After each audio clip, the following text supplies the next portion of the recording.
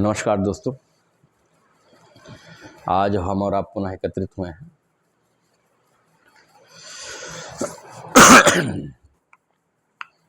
आज हम बात करेंगे अपने मनोमय कोश पर। जैसा कि हमें ज्ञात है कि हमारे पास 5 कोश उपलब्ध हैं। अन्नमय कोश, प्राणमय कोश, मनोमय कोश और विज्ञानमय कोश। साधना स्तर है प्रथम, द्वितीय, तृतीय।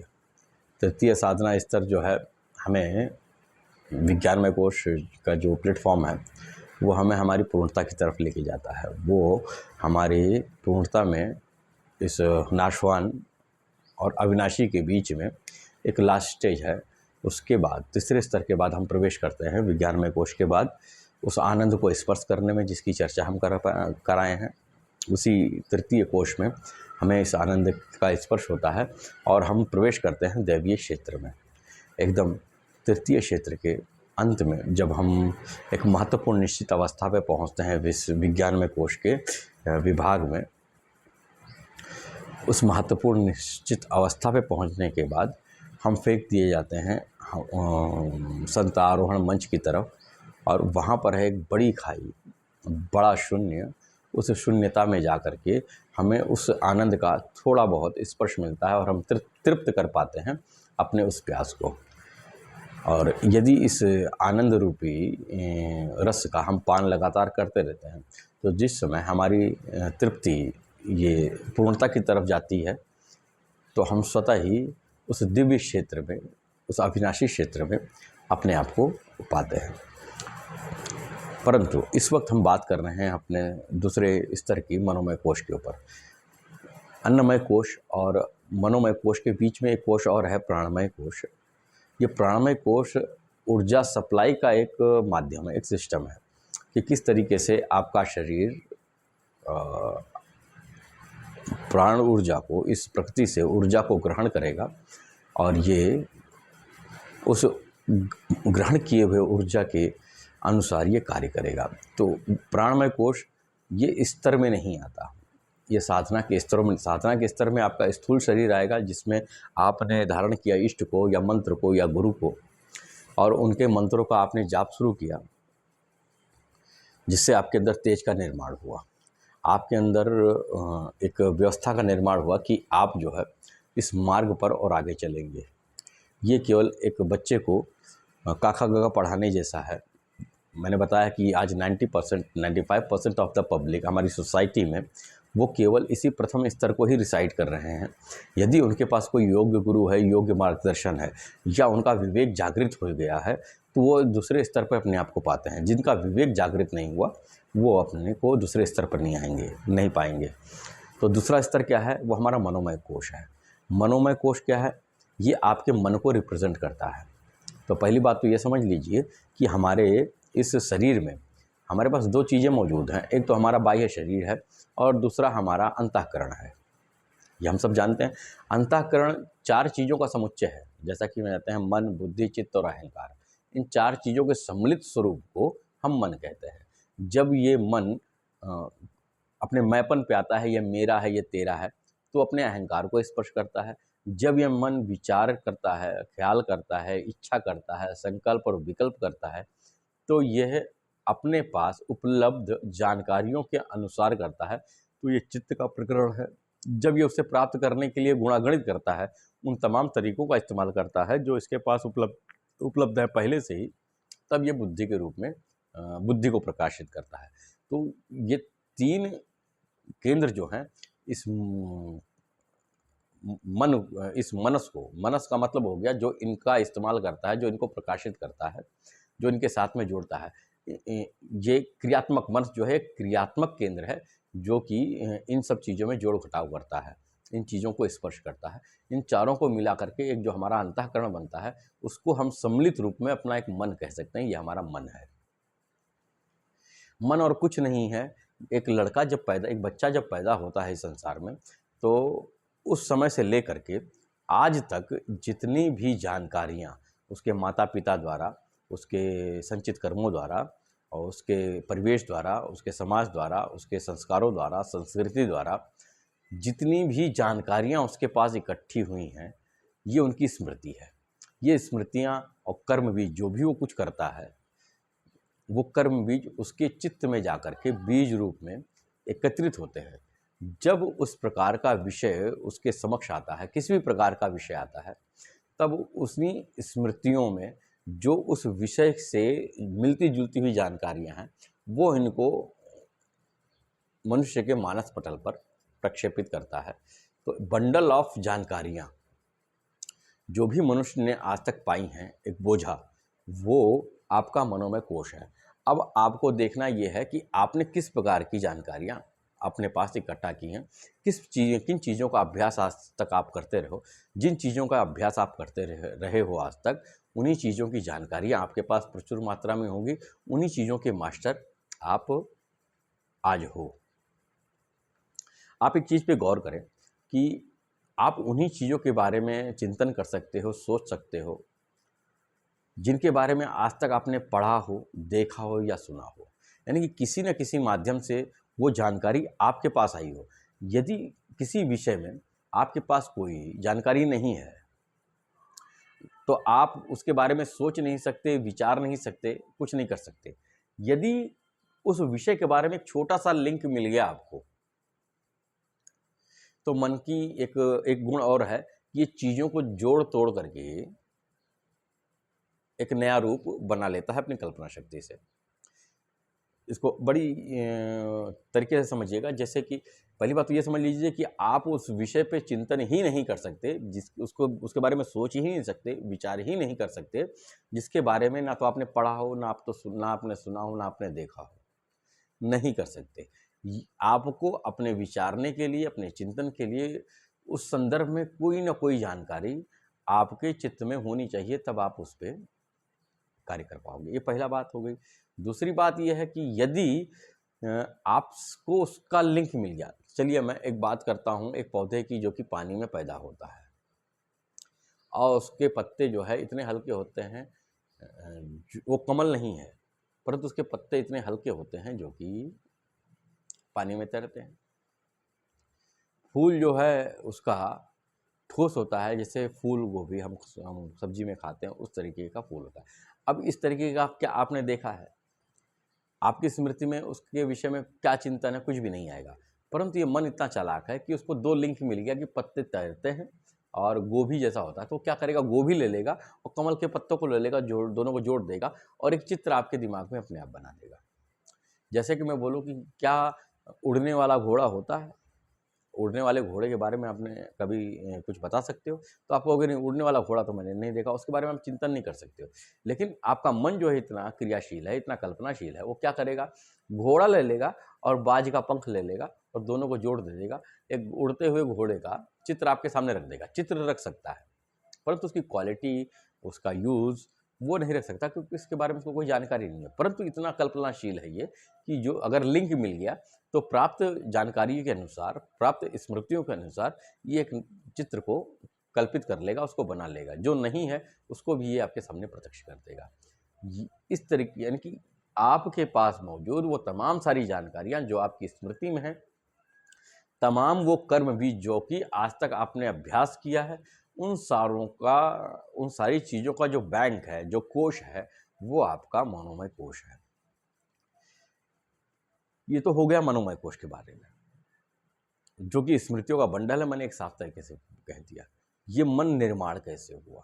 ये मन होता क्या है? जब एक नाशवान और एक अविनाशी 2 चीज़ें आपको आकर के मिलती हैं, तब एक तीसरे चीज़ का जन्म होता है जो कि है नहीं, परंतु उसका होना 100% सत्य हो जाता है, वो है आपका मन।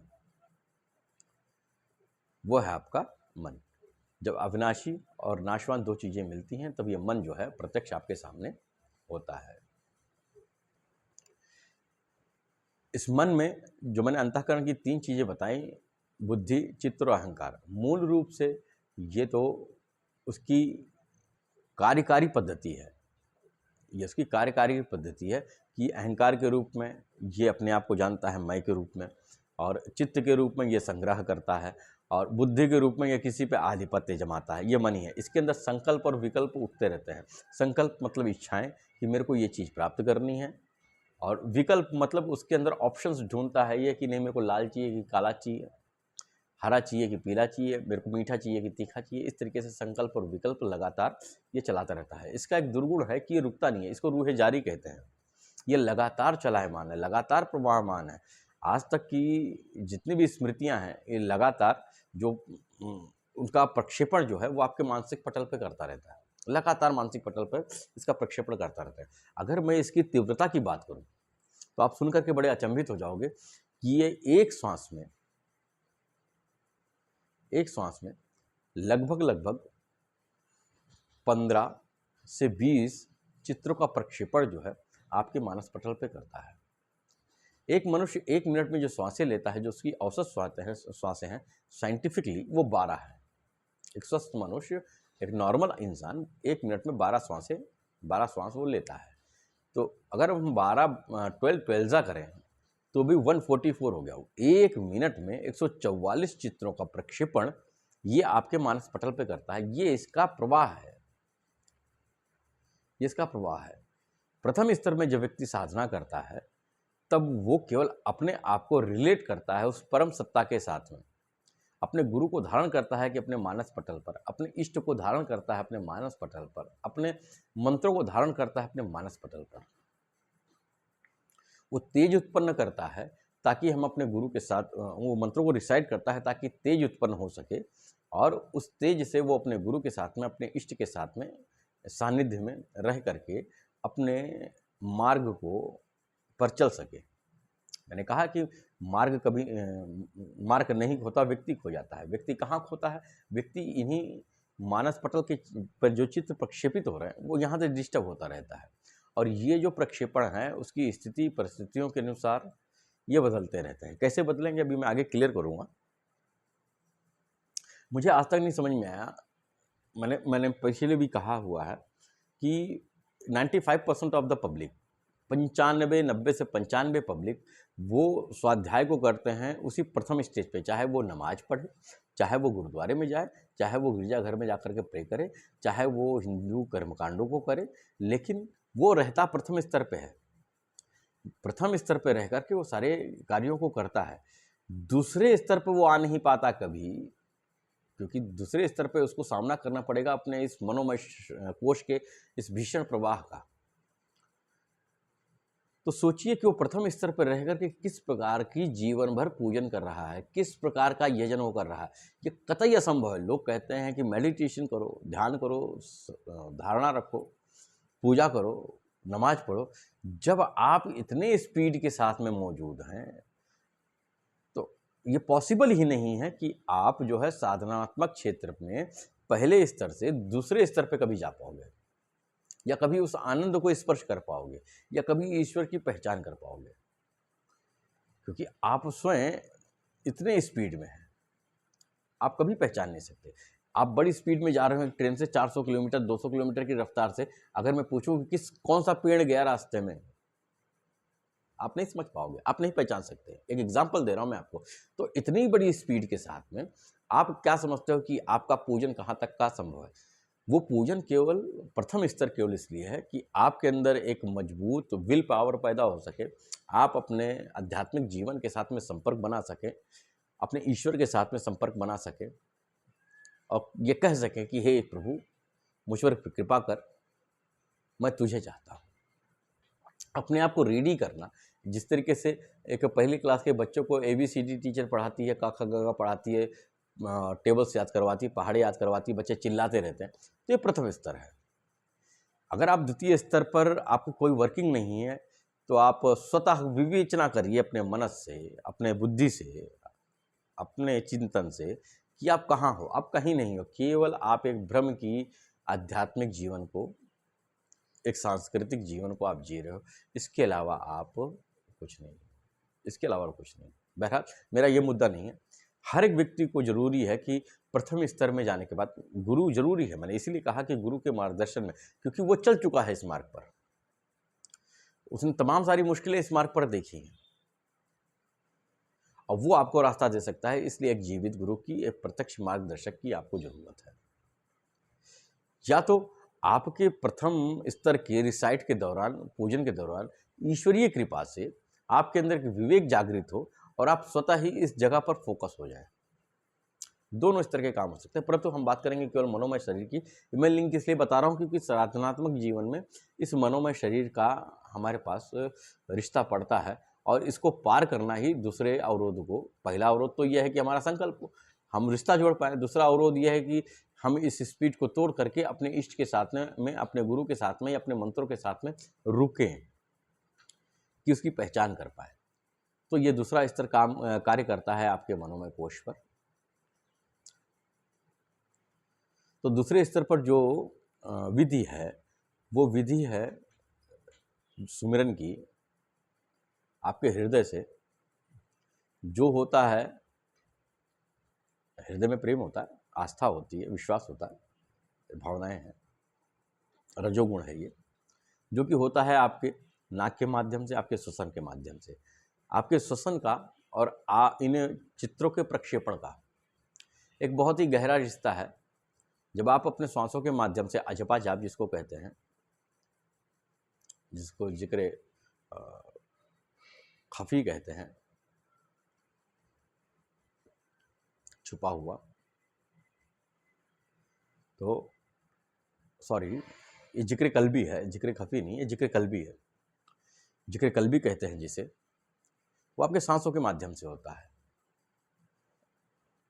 जब आप अपने सांसों के माध्यम से इसको करते हैं, चूंकि आपके श्वासों का और इस मानसिक पटल पर प्रक्षेपण का एक गहरा रिश्ता है, तो धीरे धीरे इस मानसिक पटल के प्रक्षेपण को धीरे धीरे कम करते हुए लेके आता है।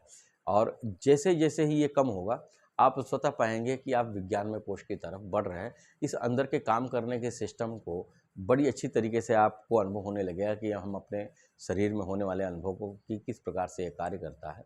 जैसे ही आप रुकेंगे, स्पीड कम करेंगे, चीज़ों को समझने की शक्ति तर्क द्वारा, विवेक द्वारा आपके पास आने लगेगी और आपकी मेधा जागने लगेगी कि आप चीज़ों को समझ पाओगे। लेकिन उसके लिए ज़रूरी है कि ये जो स्पीड है, ये स्पीड तोड़ी जाए। न्यूटन का नियम कि कोई चीज़ बड़ी तीव्रता से आ रही है, उसको रोक दिया जाए तो एक बहुत बड़ी एनर्जी पैदा होगी। ये सूत्र यहाँ पर भी काम करेगा। मेरे ख्याल से आप मेरी बातों को समझ पा रहे हैं। तो एक साधक जो है वो अवरोध उत्पन्न करता है इन प्रक्षेपणों के माध्यम से, लेकिन चूंकि इसका डिसीजन लेने वाला भी आपका मन ही है, तो यहाँ पर बड़ी सावधान रहने की ज़रूरत है कि किस तरीके से इसको होना है। इसके लिए गुरु की आवश्यकता है, या मैंने इसमें शायद पीछे चर्चा किया हुआ और नहीं तो आगे भी चर्चा करूँगा कि ये इसको किया किस तरीके से जाए। अन्यथा आप मेरे से पर्सनली व्हाट्सएप पे पूछ सकते हो अगर आपको अभी ज़रूरत है तो। नहीं तो मैं कहीं ना कहीं, कभी ना कभी, विषय कोई नहीं छूटेगा। जितने मेरी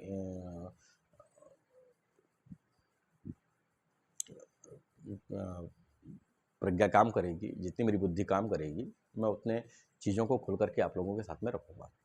तो अब ये मन का स्वरूप कैसे निर्माण हुआ? मैंने पहले बताया कि जब एक नाशवान और एक अविनाशी चीज़ पैदा होती है, जुड़ती है, तो एक तीसरी चीज़ का निर्माण होता है, वो है आपका मन। यह मन के बीज में, के मूल में, इसके साथ में तो मैंने बता दिया शास्त्रों के अनुसार क्या क्या अवेलेबल है। चित्त है, अहंकार है और बुद्धि है। जब ये किसी वस्तु को देखता है तो ये जो मन है वो अहंकार के साथ में जुड़ता है। आपका मनस जो है वो अहंकार के साथ में जुड़ता है, तो ये मेरा है या तेरा है उसका बोध कर लेता है, क्योंकि ये स्वतः को समझता है मैं हूँ, तो वो चीज़ मेरे से रिलेटेड है अथवा नहीं, तो रिलेशनशिप स्थापित कर लेगा।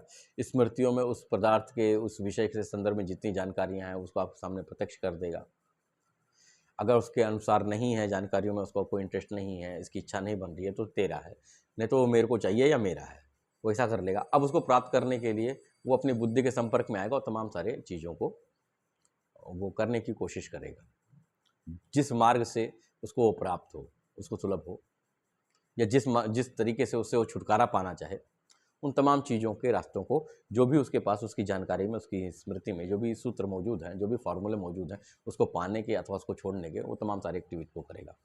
ये जो मनस है इन तीनों के साथ में संपर्क करता है, और जो इसको करना है उनके गुणागणित से ये डिसाइड करता है और उसको हमारे एक्शन में लेके आता है। मेरे ख्याल से आप मेरी बात को समझ पा रहे हो। ये मन ही, ये आपका मनस ही है, वो 3 अलग-अलग चीज़ों को प्रकाशित करता है। मेरा है, इसकी क्वालिटी ये है, यानी कि विचारक शक्ति, और ये मेरे को किस तरीके से मिलेगा, ये तीनों का जो सम्मिलित स्वरूप है वो आपका मन है।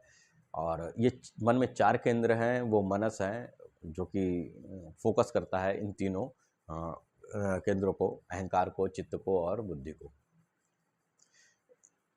इनका एक सम्मिलित स्वरूप जो है आपका मन कहलाता है। इसी प्रथम, और ये प्रथम स्तर का केंद्र है, जो कि पार होता है द्वितीय स्तर में आकर के साधना के द्वारा, कि हम इस झंझावात से बाहर निकल पाएँ। कैसे होएगा वो भी मैं आपको बताता हूँ। कि ये जो 3 चीज़ें, 3 केंद्र मैंने देखा, मैंने आपको बताया, अहंकार, चित्त और बुद्धि, ये वास्तव में मन के साथ में 3 गुण के रूप में मौजूद हैं, जिसको मैंने पिछले भागों में आपके साथ में बांटा है, इसकी जानकारी को शेयर किया है। सतगुण, रजगुण और तमगुण। जब विज्ञान में कोश की चर्चा करेंगे हम, तब इस पर हम एक बृहद चर्चा करेंगे, क्योंकि वहाँ पर पूरे सिस्टम के कार्यप्रणाली को डिस्कस करना होगा, तो हम उस पर एक बहुत ज़्यादा फोकस करके इस पर बात करेंगे। आपको केवल इस बार केवल जानकारी लेके चलते हैं, गो थ्रू करते हैं कि ये जो अहंकार है वो तम का स्वरूप है, ये जो बुद्धि है वो रज का स्वरूप है, और जो सत है वो चित्त का स्वरूप है। इस तरीके से ये तीनों गुण की प्रभावशीलता क्या है आपके अंदर, ये तीनों गुण किस रूप में जागृत है, वो इस हिसाब से उसी उसी अनुसार, अगर तम जागृत है तो तम के हिसाब से जो तम के गुण हैं, जो तम के विषय हैं, ये उनके बारे में आपकी इच्छाएं, संकल्प और विकल्प को उत्पन्न करेगा। सत है तो सत के हिसाब से आपके संकल्प और विकल्प और इच्छाओं को प्रकट करेगा। रज है तो रज के अनुसार ये करेगा। जो भी स्मृतियाँ उसके पास मौजूद हैं इन 3 कैटेगरी में, उनका प्रक्षेपण वो इनके प्रभावशीलता के अनुसार आपके मानस पटल पर सदैव करता रहेगा, और ये चेंज ऑफ करता है, एक मानसिक प्रवाह ये पैदा करता है। उस प्रवाह में मैंने बताया कि 1 मिनट में 144 थॉट्स, विचार, जो सतत प्रक्षेपण होता है चित्रों का, इसको हम विचार करते हैं, विचार कहते हैं, इसको हम ख्याल कहते हैं। जब मनुष्य किसी ख्याल पे या किसी विचार पर रुक करके या किसी विषय पर रुक करके वो तथ्य, वो जानकारियाँ जो उसकी स्मृति में ऑलरेडी मौजूद हैं, उनके साथ में तर्क करता है, उनके साथ में जोड़ना घटाना करता है, उस पर चिंतन करता है, तो इसको चिंतन कहते हैं अथवा सोचना कहते हैं, कि उसमें से वो रिजल्ट प्राप्त करने की कोशिश करता है। तो विचार, ख्याल अथवा सोचने में ये फ़र्क है, कि सोचना जो है एक निर्णय लिया हुआ कार्य है, और विचार और ख्याल ये सतत प्रवाह है, जो कि आपके मानसिक पटल पर होता रहता है। ये कार्य कैसे करता है? अगर मैंने कोई न्यूज़ सुनी कि हमें स्त्रियों का कोई चीज़ सुनी, स्त्रियों का सम्मान करना चाहिए, ये शब्द मेरे कान में आए, तो मैं उस पर फोकस हुआ, यार स्त्रियों का फोकस, सम्मान करना चाहिए, मेरे को अच्छा लगा कि नहीं, होना चाहिए। तो तुरंत ही मेरे को ज्ञात हो जाएगा कि अगर मेरी जानकारी में है, मेरी स्मृति में है कि कहीं पर स्त्री का अपमान हुआ है, तो अपमान वाली घटना मेरे सामने आ जाएगी, और जैसे अपमान वाली घटना हुई तो तुरंत फिर से जम हो जाएगा, अपनी स्मृतियों से निकालेगा क्यों हुई थी, क्यों हुई थी, वो जब सामने आएगा तो, और उसका रिजल्ट क्या होता, मारपीट हुई थी, मारपीट की घटना आ गई, फिर वो रिजल्ट करेगा, वो लिंक से लिंक जोड़ता रहेगा कि यार कभी मेरी भी, मैंने अपने जीवन में अगर कोई मारपीट की है तो मेरे मारपीट को दिखा देगा। तो इस तरीके से ये सतत प्रवाहमान है, ये लिंक से जोड़ करके खुद को, खिड़की से खिड़की, दरवाजे से दरवाजे नहीं, खिड़की से दूसरी खिड़की, दूसरी खिड़की, तीसरी खिड़की, आप कभी चिंतन सोचने बैठिए तो आप देखेंगे कि ये विषयों को बदलते हुए घपाघप ये खिड़की से खिड़की कूदता रहेगा, और वो एक श्रृंखला बना देगा, एक श्रृंखला बना देगा। तो सतत प्रवाह होना इसका एक गुण है। संकल्प और विकल्प इसके अंदर उठते रहते हैं। इनका जो स्वरूप है वो आपका मनोमय स्वरूप है। वास्तव में आप वो हो, एक मनुष्य और कुछ नहीं है। वो आज तक जमा की गई हुई जानकारियों के अनुसार जो उसके विचार उठते हैं, जो भाव उसके उठते हैं, जो उसके ख्याल उठते हैं, इनका समुच्चय जो है वो आप हो। आप ये शरीर नहीं हो, आप अपने विचारों का संग्रह हो। आप अपने विचारों का एक संग्रह हो, उसके अलावा आप कुछ नहीं हो, अगर सूक्ष्म स्तर पर हम इसको देखें तो। और ये कार्य कैसे करता है मैंने पुनः बता दिया है कि जिन 3 गुणों का प्रभाव ज़्यादा होगा उसी के अनुसार ये चयनात्मक होता है, उसी के अनुसार ये क्रियाशील होता है। अगर तामसिक गुण आप पर ज़्यादा प्रभावशाली है किसी वक्त में, तो आप तमोगुण प्रधान कार्य करेंगे, उसी प्रकार के विचार आएंगे, उसी प्रकार की इच्छाएं करेंगे। आप सतोगुण प्रधान है किसी समय में, तो आप सतोगुण से संबंधित कार्य करोगे और उसी का विचार करोगे। क्योंकि जंप करना इसकी आदत है, तो अगर सतोगुण वाले केस में आप पड़े हुए हो परंतु आपने अधिकतम अभ्यास जो है तमोगुण का किया है, तो सतोगुण वाले सिचुएशन में भी वो तमोगुण को ला करके डाल देगा।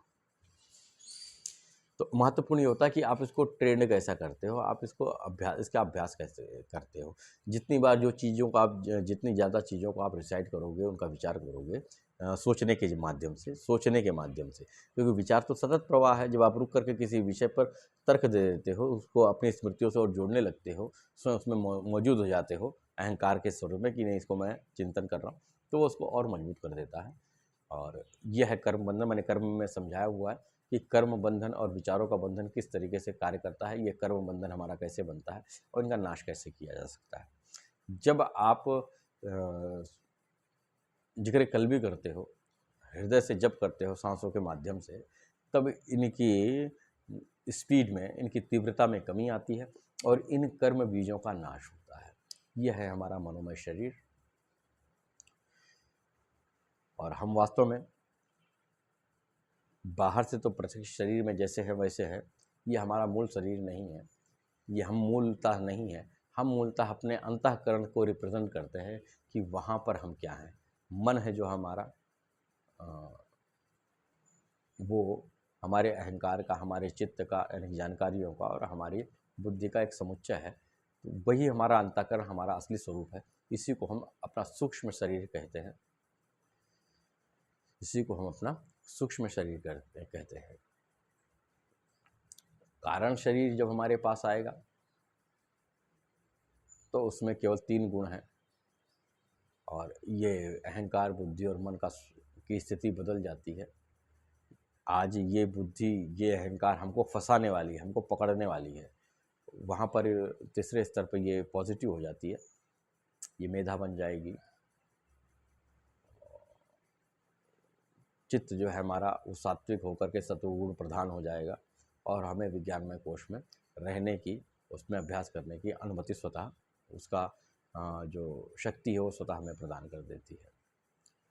तो मैंने इस मनोमय कोश पे आशा करता हूँ कि आपको इस मनोमय कोश के बारे में आपको समुचित जानकारी मिली होगी कि दूसरे स्तर पर आपको किस प्रकार के भीषण झंझावात से झेलना है। तो जो सूत्र है वो सूत्र यही है कि हम यहाँ पर अजपा जाप को धारण करें और उसका अभ्यास करें, उस स्तर तक अभ्यास करें, ऐसा अभ्यास करें, ऐसा अभ्यास करें, ऐसा अभ्यास करें कि ये जो पहली रुकावट है, ये रुकावट हमसे दूर हो सके। अब सूफियों के लिए 2 शब्द यहाँ पर जो है, रूहे जारी है और नफ्से अम्मारा पहले था। ये नफ्से लवामा है इस स्तर पर, और यह हमें बुराई को, चूँकि बुद्धि तर्कशील है तो बुराई के बारे में बताता तो है कि ये बुरा है और ये अच्छा है, परंतु हमको बुराई करने से रोकता नहीं है, क्योंकि ये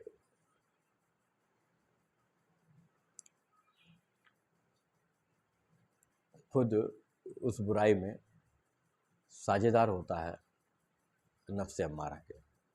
रूह जारी है, वजूद जो है यहाँ पर मैंने बताया कि सूक्ष्म शरीर, तो मुमकिनुल वजूद है। इसी वजूद से सारी चीज़ें मुमकिन हुई हैं, इसी वजूद पे सारी चीज़ें मुमकिन हुई हैं। यहाँ पर वो जीव स्वरूप है, जीव है।